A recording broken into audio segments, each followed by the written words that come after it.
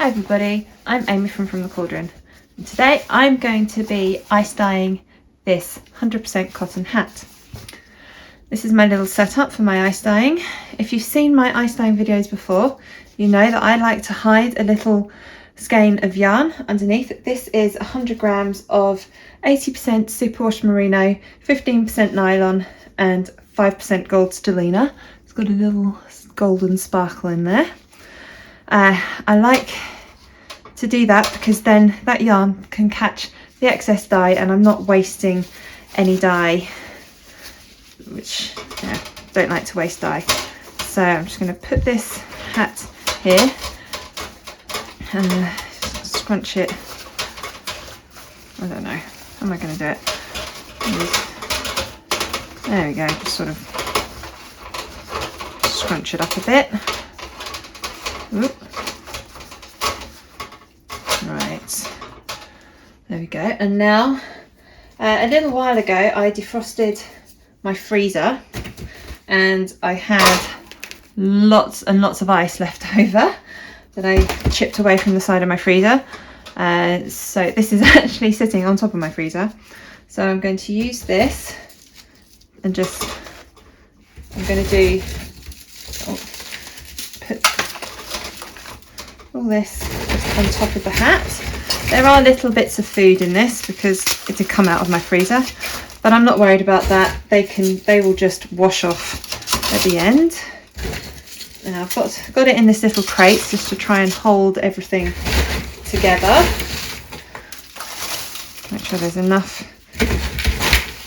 ice and frost everywhere. There we go. I think that's good coverage. I think of all the hat is now covered in ice and little bits of food. Now the hat, which is cotton, has been soaking in a solution of soda ash and water for probably about an hour and a half, and the yarn has been soaking in tap water and vinegar because the yarn is an animal-based fibre, so that needs vinegar, whereas the hat is cotton, which is plant, so that needs soda ash. Now this hat is for my son, so he has chosen the colours. He has chosen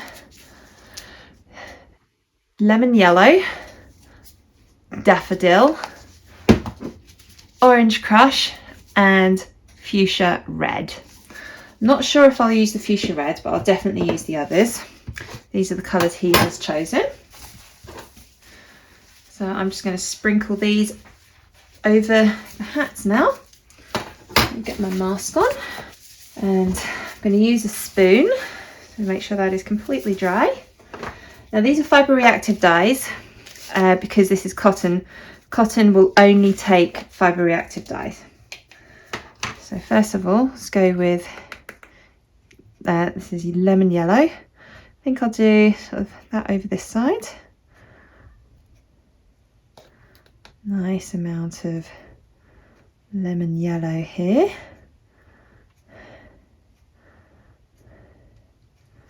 There we go.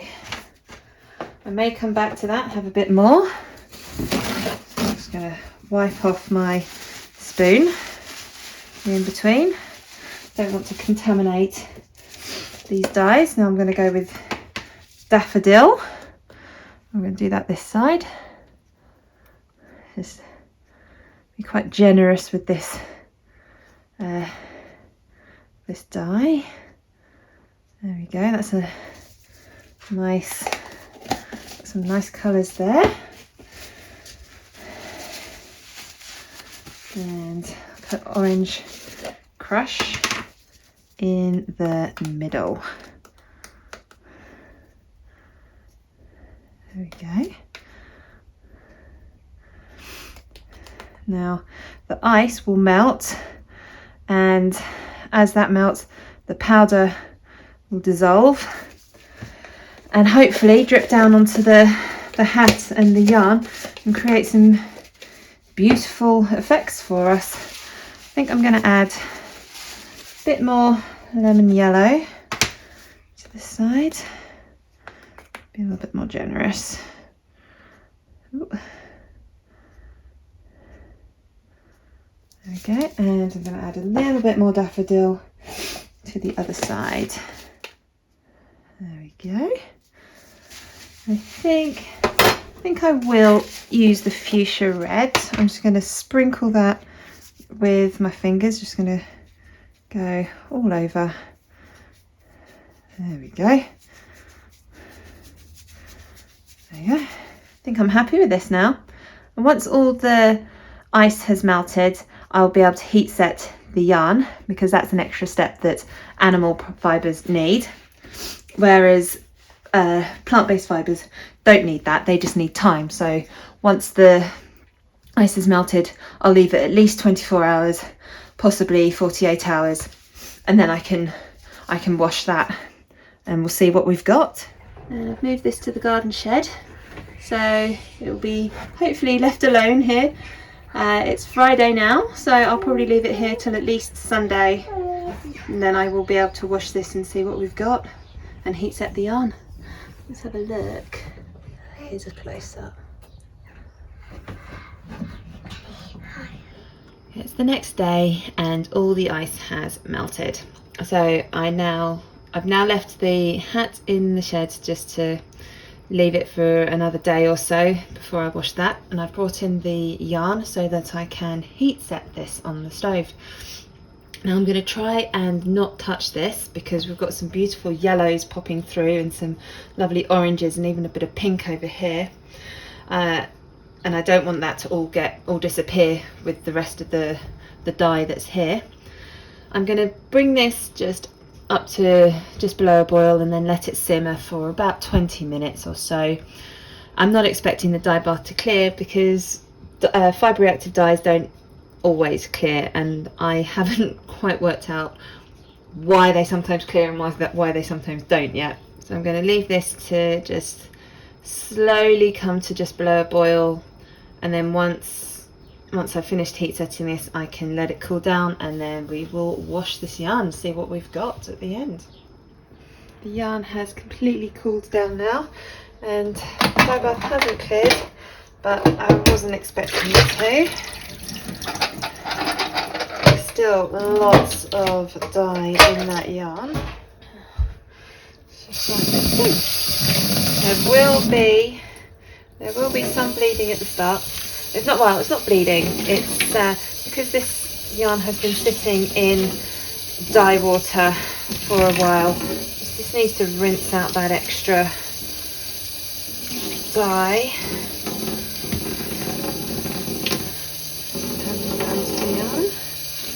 There we go. And I'm going to add a little bit of washing up liquid just to help remove any of this excess dye and any bits that might be in here that we don't want. There's a lot of colour coming out, but again, I'm not worried at the moment, because there was a lot of dye in that dye bath. So this will just take a few more rinses just to get the water to run clear. I'm going to keep doing this until the water runs clear. It's been about 48 hours-ish since I set this up, so it's time to wash this hat.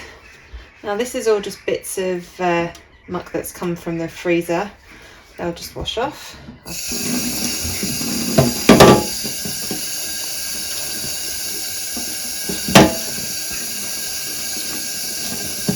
There you go, see, that's just all washing off.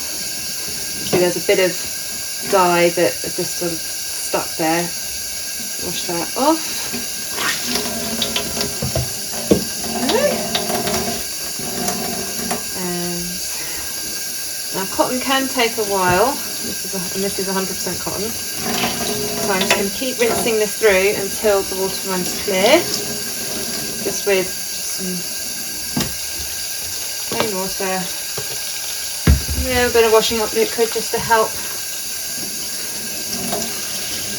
I'm just going to keep doing this. Look at this hat. That is amazing. I think that looks fantastic.